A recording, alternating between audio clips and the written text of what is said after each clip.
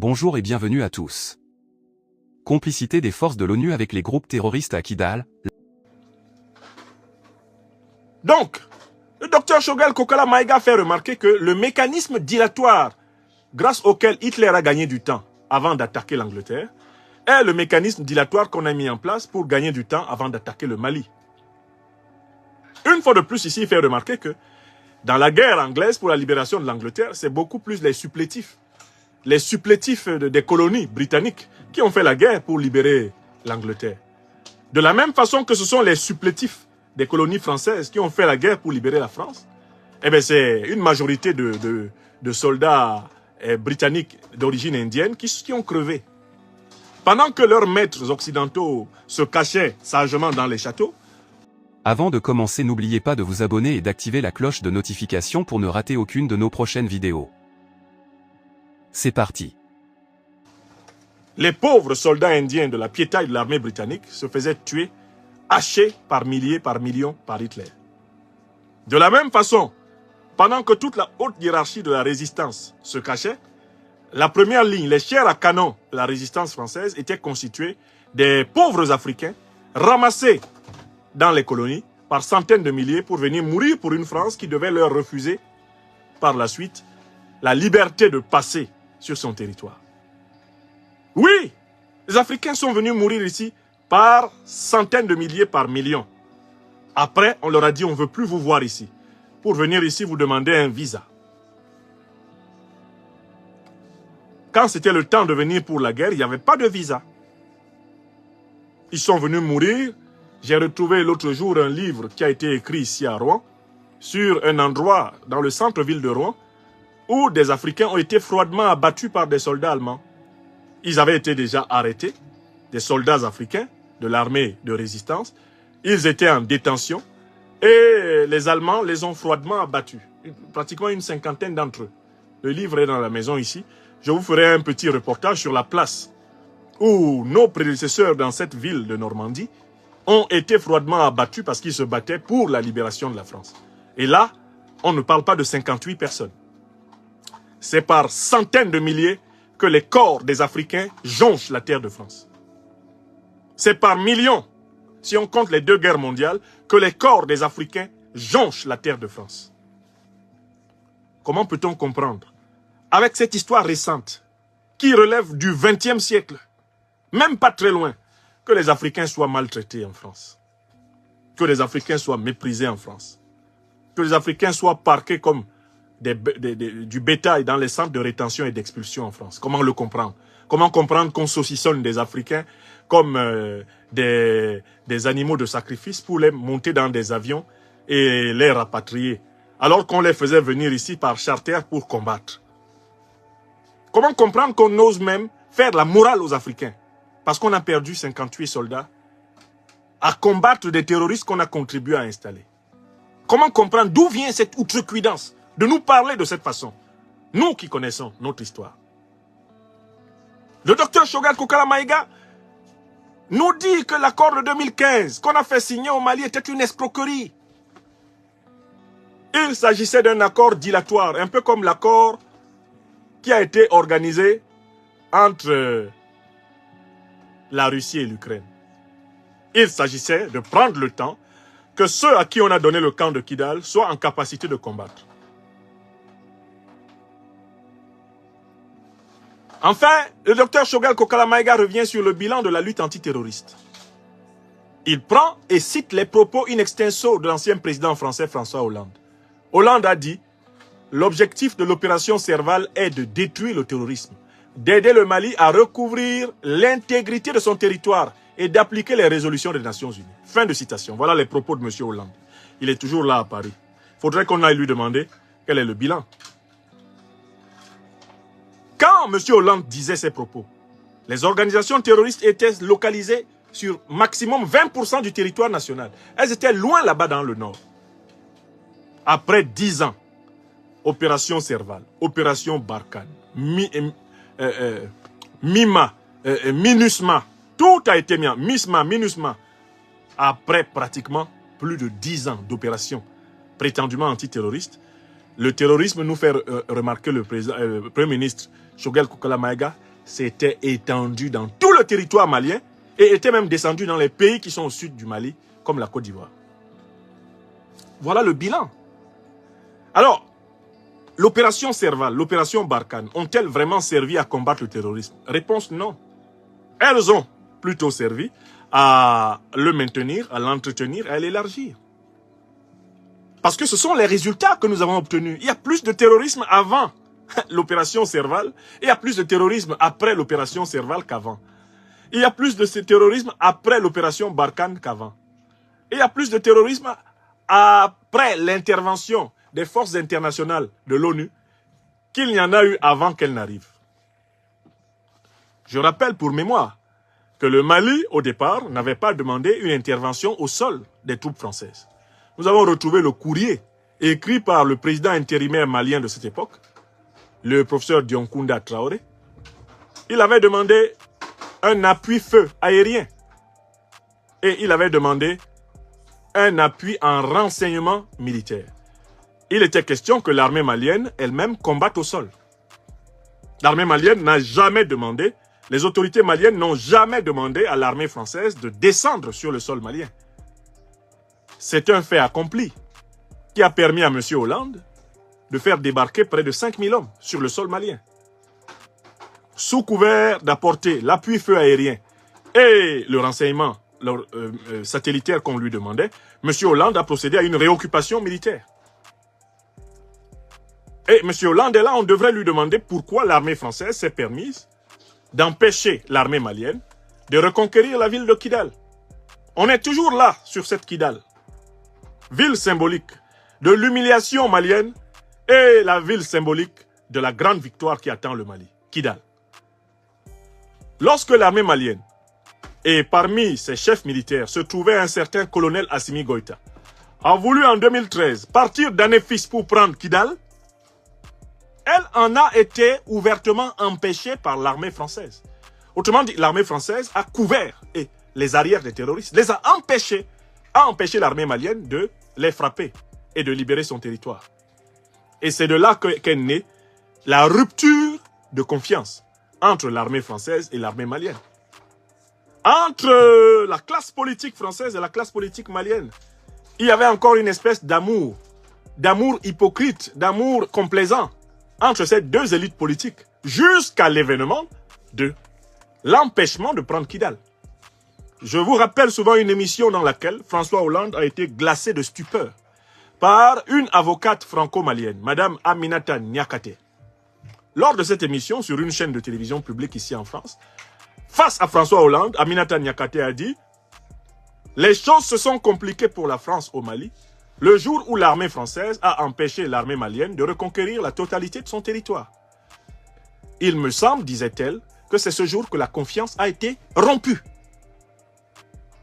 Madame Aminata Niakate l'a dit et M. Hollande est resté KO debout, knock out, bouche bée.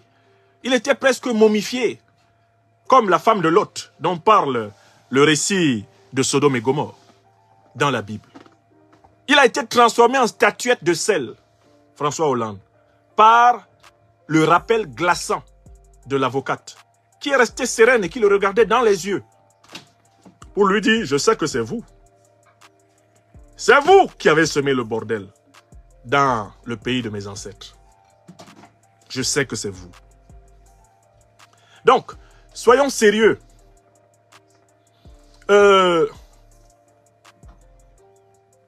Les propos du Premier ministre malien nous permettent de corroborer ce que nous avons dit dans la première partie de cette intervention sur les 3 conséquences de la complicité ouverte entre les forces de l'ONU et les terroristes.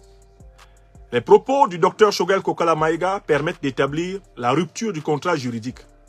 Bon, la MINUSMA ne veut plus se retirer conformément à ce sur quoi elle s'est entendue avec les autorités maliennes. Donc, normalement, elle doit se retirer immédiatement. Bon, puisque elle est partie de tout et de partout en désordre, mais il faudrait peut-être qu'on la chasse en désordre aussi. Parce que quand tu es chez quelqu'un, vous vous entendez sur tes modalités de retrait. Toi, tu veux te retirer n'importe comment, on peut te chasser n'importe comment. On a voulu que tu te retires de manière ordonnée, coordonnée et maîtrisée. Toi, tu veux te retirer n'importe comment. Bon, on peut te chasser aussi n'importe comment. Le contrat moral est rompu. Il n'y a plus de contrat moral. Le contrat juridique est rompu parce que ce sont quand même deux administrations, deux institutions qui ont élaboré le calendrier de retrait. Il y a une partie qui ne le respecte pas. Pourquoi nous, on respecterait quoi que ce soit vous concernant?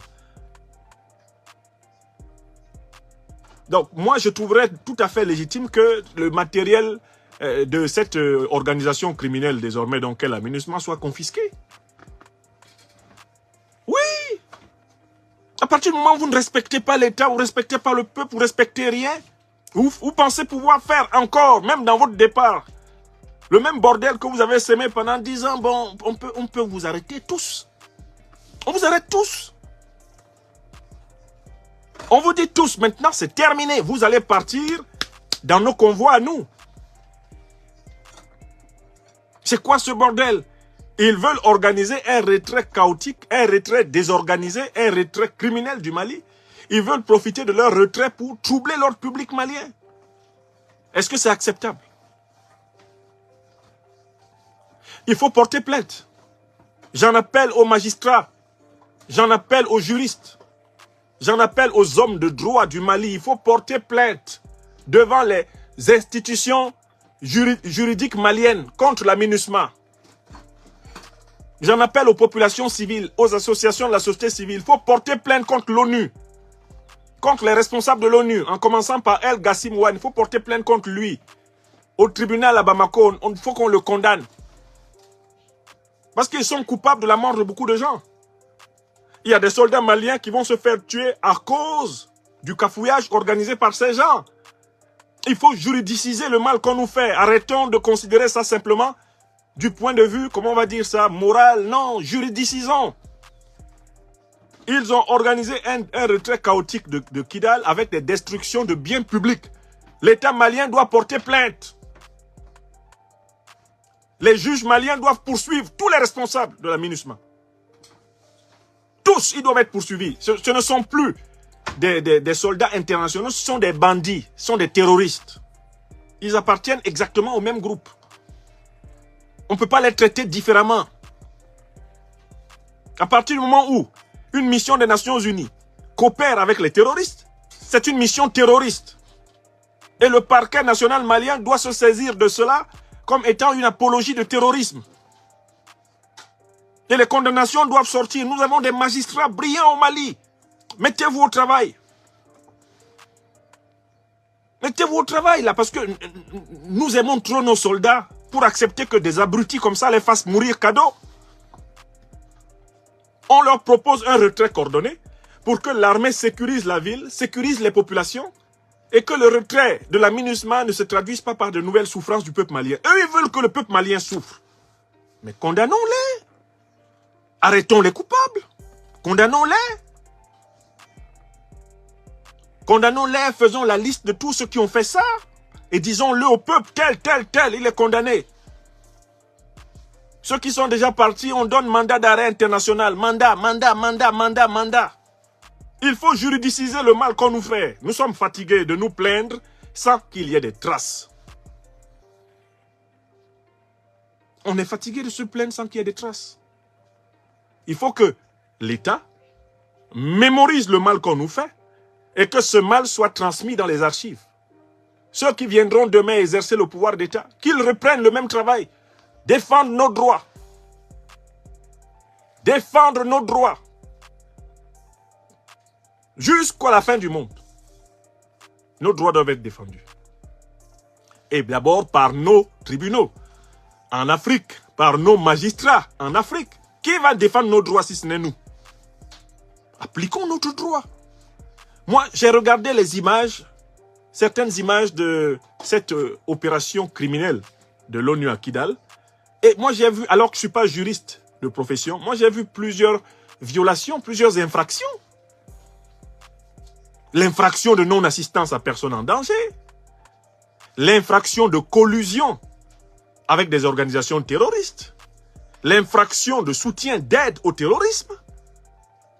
Et donc, par conséquent, d'atteinte à la sûreté de l'État. Mais nos magistrats n'auront aucun mal à constituer ce qu'ils font là. Ils n'auront aucun mal. Je pense qu'on doit les condamner, on doit condamner tous. Et puis il faut reprendre tout ce qu'ils ont fait à Gundam, à Anéphis, à Ber, ce qu'ils ont fait à Thessalie, tout ça là, on juridicise, on juridicise, on juridicise. Et puis on se met à les traquer. Oui. Parce que on ne peut pas faire le quart de ce qui s'est fait là dans un pays occidental. Dans aucun pays occidental, ça ne peut être accepté ce que l'ONU a fait là, à Kidal. Dans aucun pays. Et nous, on a tendance, chez nous en Afrique, à prendre acte du mal qu'on nous fait, mais à ne pas le transformer en source de droit, en fondement de droit. Non! Nous avons des magistrats bien formés, nous avons des docteurs en droit, nous avons des experts de l'investigation et de l'enquête, nous avons tout ce qu'il faut au Mali là. Condamnons. Disons au peuple, plus l'État sera fort, plus on va appliquer toutes les condamnations. Tel, il a fait ça tel jour, voilà son nom. Il est condamné. On doit avoir la liste, par exemple, des commandants du camp de l'ONU. Ceux qui ont donné le camp aux terroristes, nous, on doit avoir la liste, puis on les condamne. Et on fait savoir au peuple, tel commandait le camp à Ber, à Gundam, c'était tel, ils sont condamnés pour ce qu'ils nous ont fait. Si nous avons eu des morts, si nous avons eu des blessés à tel endroit, c'est la faute de tel officier de l'ONU, de tel responsable. Il faut qu'ils sachent que les Africains ne se laisseront plus jamais piétiner en Afrique. Plus jamais. Donc ce que le docteur Choguel Kokala Maïga dit nous amène à regarder courageusement le monde et à comprendre que le combat contre la domination suppose que nous assumions les ruptures qui s'imposent. Que nous assumions les luttes qui s'imposent. Que nous assumions les contrariétés qui s'imposent. On n'a pas le choix. Si nous voulons être reconnus comme des personnes humaines, nous devons lutter. Et la prise de Kidal devient d'une importance métaphysique pour l'Afrique. Dans cette ville-là, j'espère qu'on va implanter l'un des tribunaux pénaux les plus importants de toute l'Afrique de l'Ouest. Il faut transformer Kidal en un sanctuaire du droit international des peuples. Ma proposition phare, c'est que Kidal héberge la grande cour pénale.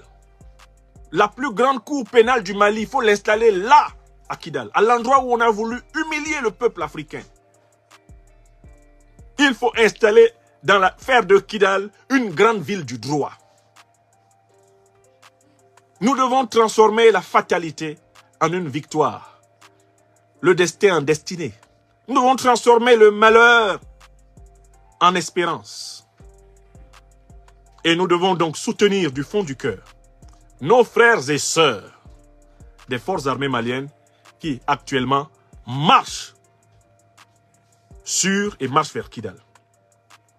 Ma confiance est totale en leur capacité de remporter la victoire militaire.